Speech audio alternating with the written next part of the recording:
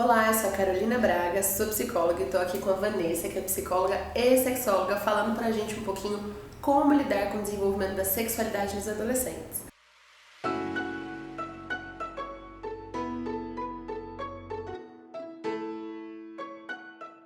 Vanessa, eu queria te agradecer mais uma vez por estar aqui com a gente. E, afinal, falar de sexualidade nessa faixa etária com os adolescentes estimula eles a transarem mais cedo ou não? Não, com certeza não. A gente tem até pesquisas, a gente falou no outro vídeo, Sim. né? Sobre isso, sobre a pesquisa na Holanda. Que quanto mais cedo a gente fala sobre educação sexual, mais tarde eles começam a relação sexual. Então isso é um mito. E, na verdade, falar sobre sexualidade com adolescentes é muito importante. Porque é uma fase em que eles estão se preparando para isso, então eles estão procurando muitas informações. E aí eles têm o amigo Google para responder, e nem sempre o amigo Google ajuda. Sim. Tem muita coisa que não presta na internet. Sim. Então a gente precisa saber selecionar.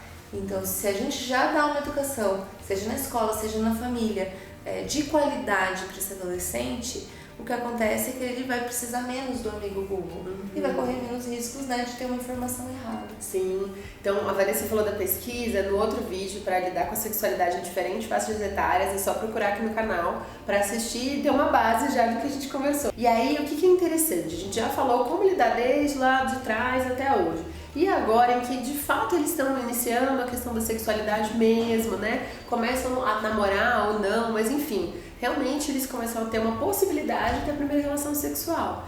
E aí o que a gente vê é que por não poder conversar com a família, aí acontece o perigo, né? Porque faz escondido, faz correndo, faz errado, faz sem prevenção nenhuma. E aí nesse aspecto corre muito mais risco. Sim. Porque daí se faz correndo, nunca tem oportunidade, faz de qualquer jeito, vai usar menos preservativo, vai se preparar menos com anticoncepcional. Então as chances de dar errado alguma coisa é pior, é muito maior.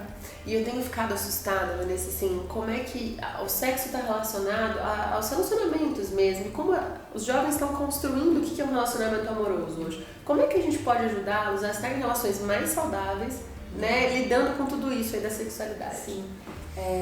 O que acontece é que sexualidade às vezes é um tema muito difícil de tocar, só que ao mesmo tempo a família vive dando dicas, né? Por exemplo, eu já ouvi da minha própria família assim: olha, Vanessa, o dia que você casar, todas as vezes que seu marido quiser transar com você, tem que transar, senão ele vai arrumar outra. Isso fica na minha mente, na sua, na de muitas pessoas. Quantos adolescentes ficam pensando nisso? Ah, então peraí, se o meu namorado quiser transar comigo e eu falar não, ele vai arrumar outra? E muitas vezes ela começa a vida sexual dela antes da hora, não porque ela quer, por pressão psicológica, emocional, Sim. chantagem, enfim. Porque ela já ouviu isso de casa, ela já ouviu isso de fora, e aí ela fala, realmente eu não quero perder essa pessoa. Ah, então vai, eu vou abrir mão. Então existem muitas vezes isso acontece. Então o tipo de coisa que a gente acaba ensinando para os adolescentes, sem ensinar, viu? Porque isso é falado no churrasco, isso é falado enquanto você, né, tá arrumando alguma coisa em casa. Então não é assim, formal, vou falar de sexualidade. As pessoas vão soltando isso. E aí o que é que você tem falado com a sua família sobre esse assunto afetivo? Você viu que alguém terminou um namoro, qual é o comentário que você faz? Isso é muito comum, né? A família se reúne pra falar por que terminou. Também ela era uma chata. Também não transava com ele, também ela engordou. Então assim, fica esse tipo de... Aí, nossa, eu não posso engordar. Porque se eu engordar um pouquinho, a pessoa vai largar de mim. Então, esses comentários que as famílias fazem educam muito mais sobre a afetividade do que a gente imagina. Sobre a relação, né? Afetividade e sexualidade. São esses pressupostos que às vezes vão levando... Mesmo vamos supor que a gente fez tudo direito, que nem a Vanessa falou, falamos sobre sexualidade, como engravidou ou não. Aí você chega e fala, mas engravidou precoce, ou teve uma gravidez não planejada. E aí, por quê? Muitas vezes porque estava mais, né, com várias questões afetivas em relação à sexualidade do que o conhecimento da sexualidade em si. Então, quis transar num dia que não queria, ou que não podia, ou sem um preservativo por conta do parceiro ou da parceira, e por conta de acreditar que é isso que é o relacionamento, né? E uma coisa que a gente sempre vê, Carol, é que, olha que doido, muitos homens, meninos, não querem usar camisinha e falam, jogam aí um monte de motivos para isso. Mas um dos motivos principais, eu não sei se você sabe, é porque muitos homens perdem a ereção na hora de pôr a camisinha. E existe uma cultura, e quando eu falo de educação sexual, a gente tem que falar dos meninos também. Existe uma cultura de que o homem que brocha não é mais homem. Então, para não correr o risco de ser taxado como não homem, ele não quer, né, perder a ereção. Então, ele não pode pôr preservativo. Então, muitas vezes a gente fica incentivando esse tipo de brincadeirinha. Mas o homem broxou, deve ser viado, deve ser sei lá o quê. Esse tipo de piada faz com que o menino entenda, então eu não posso broxar, então eu não posso usar camisinha. Mais risco de gravidez, mais risco de DST. Sim, e além do conceito, né, de que o homem já tem que saber o que fazer, né, que, inclusive situações em que as pessoas da família falam, vai levar não sei aonde, né, porque ele tá já com 12 anos, tem que saber transar, tem que saber fazer. Deixa eu falar em português, claro, se me dá licença. Existem muitas famílias que infelizmente ainda levam os meninos adolescentes para perder virgindade na prostituição. Porque fala, ele tem que aprender a ser homem. Só que isso é um tipo de abuso, Carol. Porque aquele menino não tá afim, ele nem conhece aquela mulher, então a primeira vez dele, então acaba fazendo uma estimulação excessiva para esse menino. E não se faz isso. Então a gente tem que pensar numa educação, uma coisa que eu gosto muito de falar nas palestras, que eu tenho dado é assim, se você fosse ensinar sobre sexualidade a mesma coisa pro menino e pra menina, vale pra um, vale pro outro. O que é que você ensinaria? Porque muitas vezes acontece assim, eu vou ensinar pro menino que pra ele ser homem, macho, ele tem que ser o comedor, ele tem que sair ficando com todo mundo. E pra menina, olha, você tem que casar virgem e quanto mais você conseguir segurar, melhor. E aí vira uma guerra, porque aí os meninos ficam tentando perder a virgindade igual os loucos e as meninas a segurar igual umas loucas. Uma hora vai dar errado. Todo mundo sofrendo. Tá todo mundo sofrendo. Então, assim, se a gente pudesse ensinar a mesma coisa, que vale pra um, vale pro outro, você não levaria uma menina pra perder a virgindade numa prostituição masculina. E você não falaria pra um menino, olha, fique sem transar o máximo possível. Então, vamos achar um equilíbrio.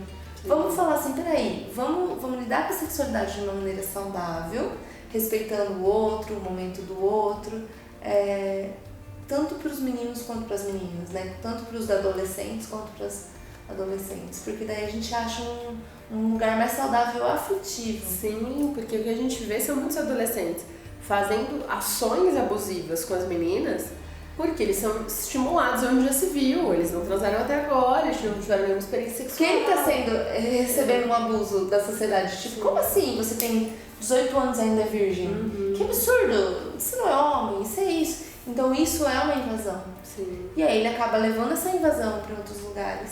Então se a gente quer pensar num lugar, num momento em que as pessoas vão ter um relacionamento amoroso, afetivo, sexual mais saudável, a gente precisa começar a ensinar as mesmas coisas para homens e mulheres. Né? E muita gente tem um mito assim, mas o homem é assim da biologia dele. Não é verdade. Existe um incentivo muito grande para que essa biologia do homem então seja muito, muito, muito reforçada, essa testosterona. Sim. E uma castração das meninas, que muitas vezes a moça, né, mesmo com 18, 19 anos aí, que acabou de sair da adolescência, na fase adulta, eu já ouvi relatos assim, eu não posso falar que eu tenho prazer no sexo, senão meu namorado vai achar que eu sou mulher que não vale nada. Então existem muitos tabus, muitos padrões que são ensinados nas brincadeiras, no churrasco, nas piadinhas, no comentário que a gente faz do término da vizinha, da prima. É aí que o adolescente está aprendendo sobre sexualidade e é aí que a gente precisa cuidar. Porque é aí que ele fala, então é assim? Então eu vou fazer desse jeito na minha vida. Não é só porque a gente está chamando de conversa sobre sexualidade que ele vai aprender só naquele momento. O resto dos outros momentos da vida dele vai ter uma vida. Como se os pais não tivessem sexualidade, os tios, os avós, todo mundo que está ali tem. Né? E como é que a gente está lidando? Então, realmente, os comentários que a gente faz, as observações que a gente faz, as coisas que a gente valoriza ou desvaloriza. Então, uma mulher bem-sucedida profissionalmente, mas que não está casada, o que a gente fala dela? Né? Um homem que também não está no relacionamento, chegou perto dos 20, a família começa a cobrar, é o namorado. Mas você nunca trouxe namorado, o que vai acontecer? Então, a pessoa acaba se colocando numa situação em que, às vezes, nem é o que ela queria, ou mais saudável, por uma pressão. Então, isso também é ensinar sobre sexualidade, né? É a forma como a gente se relaciona, né? Dentro de um casal, enfim, de um relacionamento afetivo. Né? É isso. Mas tá vendo, gente? Não é um bicho de 7 cabeças, não vai matar ninguém, né? Eu acho que é super importante a gente trazer isso. A gente normalmente traz sexualidade dissociada dos outros aspectos. E não existe isso. E na verdade as pessoas acham assim, a gente não faz educação sexual, a gente faz educação sexual o tempo inteiro. A diferença é que quando a gente faz baseado em piada, às vezes a gente faz uma educação sexual torta.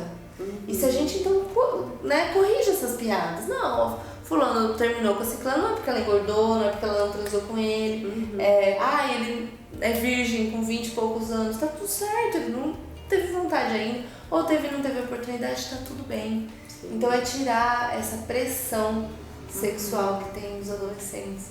Tanto pra mais, nos meninos, quanto pra menos com as meninas. E acaba levando as pessoas a situações que nem eram exatamente o que elas queriam, né? E aí começa tudo de um jeito esquisito. Sim. Vanessa, agradeço mais uma vez a sua presença aqui no canal. Quem quer conhecer mais sobre o trabalho da Vanessa, é só se inscrever no canal Falando Naquilo, conhecer um projeto imenso aí que a Vanessa tem sobre esse tema, tá bom? E se você gostou desse vídeo, compartilhe, né? Envie para os seus amigos que estão com os filhos adolescentes aí a todo vapor. E toda quarta-feira, ao meio-dia, tem vídeo novo no canal. Até lá!